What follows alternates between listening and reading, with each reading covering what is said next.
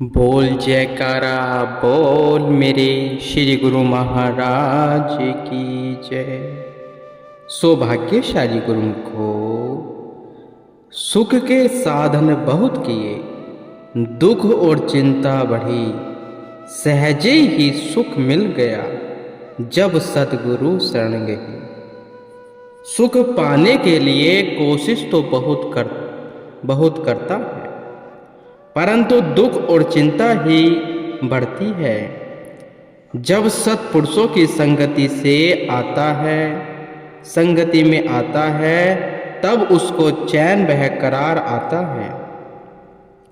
सही रास्ता तो यही है कि इंसान सत्संग में आकर और महापुरुषों से उपदेश लेकर उसकी कमाई करे, नाम जपे, भक्ति करे और अपना चित्त सत्संग में लगाए। तब उसको सही मायनों में सच्चा सुख और सच्चा आनंद मिल सकता है। केवल वही उसकी अपनी आत्मा की खुराक व आत्मा की सच्ची चीज है। इसी चीज को पाने के लिए आज श्री मंदिर जी का मुहूर्त हुआ है। जो भी यहाँ आकर श्री आरती पूजा, सेवा, सत्संग और भजन करेगा वह निश्चय ही अपने जन्म को साकारत कर लेगा। श्री वचनों की अनमोल निधि में सच्चे सुख को पाने के रहस्य को जानकर प्रेमी गुरुमुख जन निहाल हो गए। सबके चेहरों पर अपने ही शहर में भक्ति में वातावरण मिल जाने के कारण अपूर्व प्रसन्नता झलक रही थी।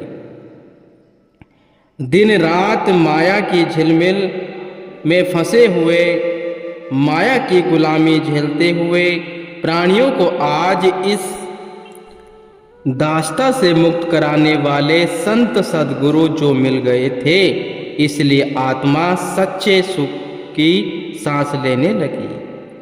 आपने आश्रम के पीछे बड़ी खाली जगह पर कृपा फरमाई, उसे बगीचे का भव्य रूप प्रदान करने के लिए भक्तों को उस स्थान को साफ कराने की आज्ञा दी।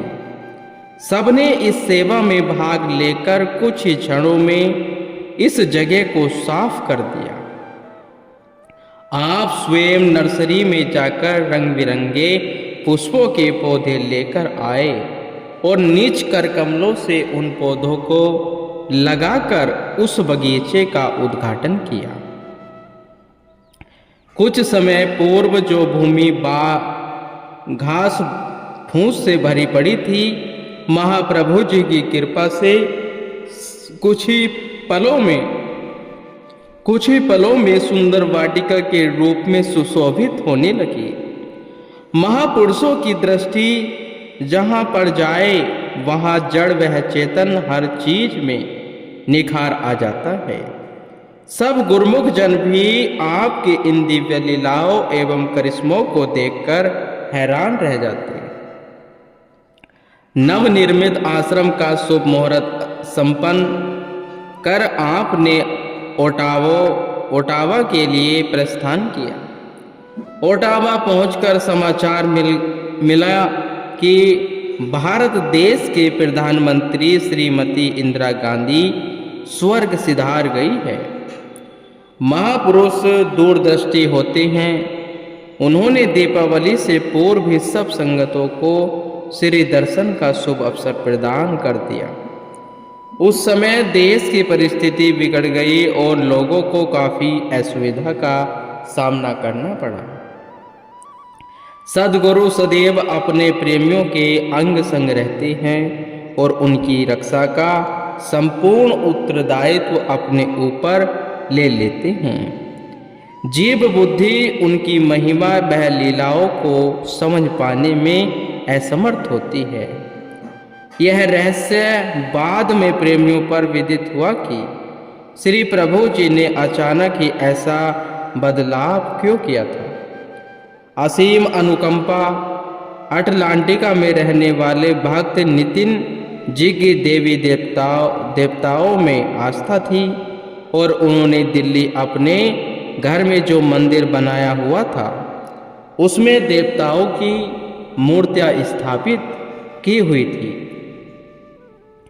भक्त जी के माता पिता जी को संयोग से पूर्ण सत्पुरुषों की संगति प्राप्त हो गई और उनकी रुचि वह झुकाव सत्संग की ओर बढ़ गया। भक्त जी को उस समय सत्संग की कोई समझ न थी। यूँ समझो कि उनकी बुद्धि अभी परिपक्व न हुई थी। वह अपने माता पिता वह बहन को इस मार्ग पर चलता हुआ देखकर मन ही मन यह सोचते कि इन्हें क्या हो गया है जो ये देवी देवताओं को छोड़कर एक मानव की पूजा करने लगे हैं। जब ये तन्मय होकर श्री आरती पूजा और सुमरन में बैठते तो भक्त जी की अज्ञानतावश उन्हें परेशान करने की चेष्टा करते। माता पिता अपने बेटे के ऐसे व्यवहार से मायूस हो जाते। उसे कुछ भी समझाने की कोशिश करना मानो पत्थर की पानी में भिगोने जैसा था, जिसे चाहे महीनों भर पानी में डूबा रहने दो फिर भी अंदर से सूखा ही रहता है। परंतु उन्होंने श्री आरती पूजा व भजन अभ्यास करना नहीं छोड़ा। जब वह कार्य बस बाहर जाता तो वे अपने नियम पूरे कर लेते। एक दिन वह अपने समीप ही बने श्री आनंदपुर सत्संग आश्रम में गए तो उस आश्रम की प्रबंधक बाई जी ने उन्हें गुरुमुख जान श्री प्रभु जी का पावन दिव्य स्वरूप घर में विराजमान करने की सत्प्रेरणा दी। परंतु वे यह सोचकर कि उनका बेटा कुछ अनुचित न कर डाले कुछ संकोच करने लगे। पुनः बाई जी के समझाने पर भी बहुत ही श्रद्धा प्रेम से श्री गुरु महाराज जी के पावन स्वरूप को घर ले आए और मंदिर में विराजमान कर दिए। साय समय जब उनका बेटा घर आया तो अपनी इच्छा के विरुद्ध श्री गुरु महाराज जी के स्वरूप को मंदिर में विराजमान हुआ देख क्रोध से आग बबूले हो गए और उठा और उसने श्री स्वरूप को उठाकर मंदिर के बाहर रख दिया। उसके इस अनुचित व्यवहार से दुखी होकर माता पिता की आंखों में आंसू आ गए और रोते रोते उन्होंने श्री चरणों में यह प्रार्थना की कि यह श्री स्वरूप मंदिर में तभी विराजमान होगा जब यह स्वयं इसे प्रेम और सम्मान सहित अपने हाथों से उठाकर रखेगा। वे नियमित रूप से आश्रम में जाते रहे और अपनी लगन को सुदृढ़ वह अचल बनाए रखा। धीरे धीरे उनके मन में श्री दर्शनों की लालसा हिलोरे लेने लगी। पुत्र के भय से कुछ समय तो अपनी इस इच्छा को उजागर न किया और परंतु प्रबल प्रेम की तरंगों ने जब मानस पटल पर अपना प्रभाव डाला तो हृदय बिन पानी की मछली के न्याय श्री दर्शनों के लिए तड़पने लगा। आखिर उन्होंने पुत्र को इस विषय में बताने पर निश्चय किया हुआ वही जिसकी उन्हें पहले से ही उम्मीद थी। माता पिता का श्री आनंदपुर जाने का विचार सुनकर वह एकदम भड़क उठा और क्रोध में आकर न जाने क्या क्या अपशब्द कहने लगा। पिता ने उसे दुकान पर ले जाकर बहुत प्रेम से समझाते हुए कहा कि तुम्हारी माता और बहन की प्रबल इच्छा है कि वैसाखी पर श्री आनंदपुर जाकर श्री दर्शन करने की बस तुम उनके साथ चले जाओ और फिर भले ही वहाँ श्री मंदिरों में मत जाना। काफ़ी समझाने बुझाने पर अनंत भक्त जी इस बात पर सहमत हो गए। त्योहार में अभी कुछ दिन शेष थे। इसी बीच काम के सिलसिले से भक्त जी कुछ सामान इत्यादि लेने के लिए घर से निकले। अभी कुछ ही दूरी पर पहुंचे थे कि उन्हें अकस्मात अपनी आंखों के समक्ष श्री सद्गुरु महाराज जी श्री पंचम बादशाही महाराज जी का विराट स्वरूप प्रत्यक्ष दिखाई दिया। श्री प्रभु जी उन्हें सचेत करते हुए कहने लगे, आगे मत जाओ, दुर्घटना हो जाएगी। उन्होंने इस दृश्य को मन का भ्रम समझकर अवहेलना कर दी, परंतु अभी कुछ ही कदम आगे बढ़े थे कि पुनः उसी अलौकिक छवि ने प्रकट होकर उन्हें आने वाले संकट से अवगत करवाते हुए सचेत किया। वे मन ही मन में सोचने लगे कि मैं स्कूटर को बहुत ध्यान से चलाऊंगा, फिर भला मेरा एक्सीडेंट कैसे हो जाएगा। तीसरी बार सचेत करने पर भी वे आगे बढ़ते गए और अपने गंतव्य तक पहुंचकर सोचने लगे कि अवश्य यह मेरे मन का ही कोई भ्रम था। अब वह कार्य समाप्त कर शीघ्रता से घर की ओर लौटने लगे। एक चौराहे पर जैसे ही क्रॉस करने लगे तो सामने से द्रुत गति से आ रहे एक वाहन से जोरदार टक्कर हो गई और वह वाहन भक्त जी को स्कूटर सहित घसीटता हुआ काफी दूर तक ले गया।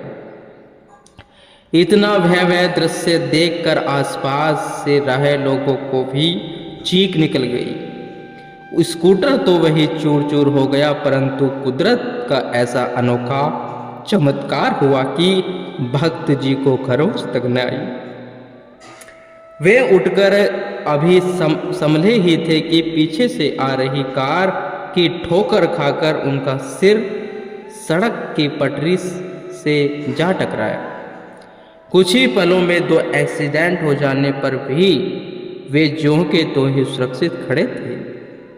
पिताजी को फोन द्वारा सूचित करके दुर्घटना स्थल पर बुलाया गया। उनकी दृष्टि जैसे ही टूटे हुए स्कूटर पर पड़ी तो वे यह सोचकर फूट फूट कर रोने लगे कि यदि स्कूटर का कुछ नहीं बचा तो मेरा पुत्र भी कहाँ बचा होगा। वहां खड़े एक बुजुर्ग ने उन्हें सांत्वना देते हुए कहा, आपके पुत्र को रात्रि भर भी आँच नहीं आई। हम स्वयं यह देखकर बहुत हैरान हैं कि 2 बार इतनी बुरी तरह से ठोकर लग जाने पर भी इसके तन पर एक खरोंच भी न आई। यह तो किसी दिव्य शक्ति ने इसकी रक्षा की है। पिताजी इसे अपने श्री गुरु महाराज जी की असीम कृपा जानकर सजन नैनों से उनके चरणों में आभार प्रकट करने लगे।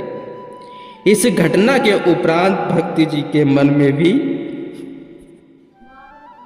में भी यह जिज्ञासा प्रबल हो उठी कि अब तो श्री आनंदपुर जाकर अवश्य ही एक बार इन श्री गुरु महाराज जी को देखकर ही आऊंगा। बैसाखी पर्व से कुछ दिन पूर्व अपनी माता जी और बहन के साथ श्री आनंदपुर पहुंचे। श्री प्रभु जी के दिव्य सत्संग भवन में विराजमान थे। संगते अपने पत्र पुष्प भेंट करने के लिए कतारों में खड़े थे। भक्त जी भी एक कतार में जाकर खड़े हो गए और अभी मन में श्रद्धा जागृत नहीं हुई थी, केवल कौतूहल। धीरे धीरे समीप पहुंचे, न तो हाथ जुड़े थे और न ही शीश झुका था। श्री प्रभु जी ने कर कमल उठाकर जैसे ही आशीर्वाद दिया तो श्री प्रभु जी का कर कमल उन्हें ज्योति जगती हुई इस पर दिखाई दी। चेहरे पर इतना विलक्षण नूर की दृष्टि ही न ठहराती थी। इस दृश्य को देखकर भक्त जी का रोम रोम रोमांचित हो उठा और आंखों से अश्रुधारा बहने लगी। अपनी करनी पर पश्चाताप करते हुए उन्होंने वही दंडवत प्रणाम कर क्षमा याचना की और नाम की दीक्षा ली। श्री दर्शन कर जब घर लौटे तो अत्यंत श्रद्धा वह स्नेह सही श्री प्रभु जी की श्री छवि को मंदिर में विराजमान कर तिलक लगाया और श्री आरती पूजा की। इसके पश्चात अपनी श्रुति को भजन अभ्यास में जोड़ दिया। महापुरुषों की एक झलक मन को सभी विकारों और व्याधियों से मुक्त कर जीव को कितनी ऊंचाइयों तक पहुंचा देती है। इसका वर्णन नहीं करना जी बुद्धि से परे है। बंजर वह पाषाण हृदय भी प्रभु कृपा के अनुपम वृष्टि से लहराने लगते हैं और उनमें भक्ति की कोपले फूट पड़ती हैं और वे भी अपने जीवन को सरस बना प्रभु चरणों से जुड़कर अपने जीवन का कल्याण कर लेते हैं। विरध संभारण हार है प्रभु। दिल्ली में रहने वाले एक भक्त जी नियम से आनंदधाम आश्रम में जाया करते थे।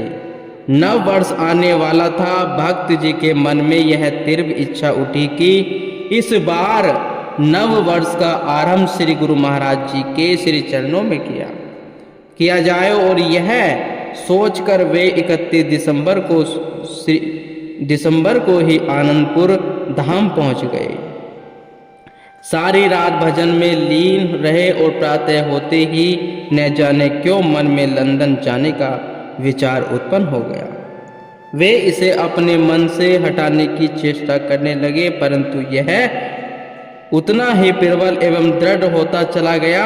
उन्होंने इस विषय में महात्मा और आद अमरानंद जी से भी बात की। लंदन में न तो उनका कोई जानकार रहता था और न ही उन्हें घर से इस संबंध में कोई सहायता मिलने की अपेक्षा थी।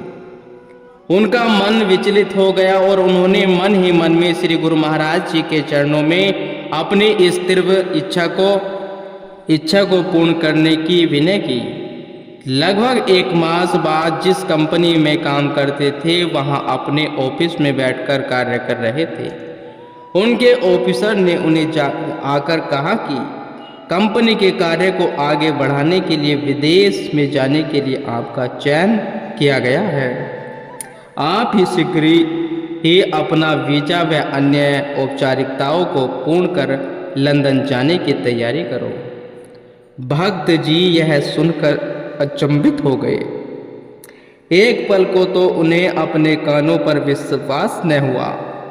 अपने इष्टदेव की अपार कृपा को स्मरण कर उनकी आंखें खुशी से झलक पड़ी। 2 मास पश्चात जब वे लंदन जाने के लिए हवाई जहाज में बैठे तो उनकी प्रसन्नता का कोई पारावार न था।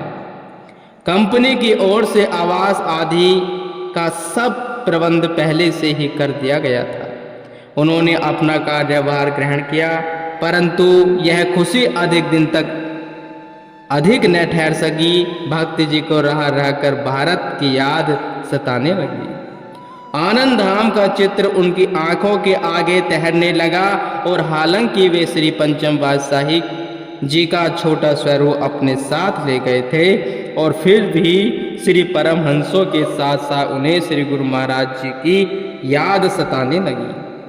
वे अपने आप को बहुत अकेला अनुभव करने लगे और श्री दर्शनों के लिए ऐसे तड़फने लगे जैसे पपैया स्वाति बूंद के लिए तरसता है। उन्होंने आनंदधाम महात्मा जी को फोन पर बुंदेलखंड से अपनी मनोदशा का वर्णन किया। महात्मा जी ने कहा कि आपने स्वयं ही लंदन जाने का ख्याल उठाया था, जो भी श्री प्रभु जी ने पूर्ण किया और अब श्री दर्शन करने के लिए तो आपको यहाँ ही आना पड़ेगा। पिछले 3.5 वर्ष से श्री गुरु महाराज जी ने वहाँ कृपा नहीं की है। भक्त जी मायूस स्वर में कहने लगे कि मुझे इतनी जल्दी छुट्टी तो नहीं मिल पाएगी, परंतु श्री दर्शनों के बिना जीना भी अति दुश्वार है। क्या श्री प्रभु जी सेवकों के लिए यहाँ नहीं आ सकते? वे तो समर्थ हैं, पार ब्रह्म है, साक्षात परमेश्वर है, भक्त वत्सल है, भक्तों की भावनाओं को जानते हैं। इतना कहकर प्रेमावेश में आकर वह जार जार रोने लगे।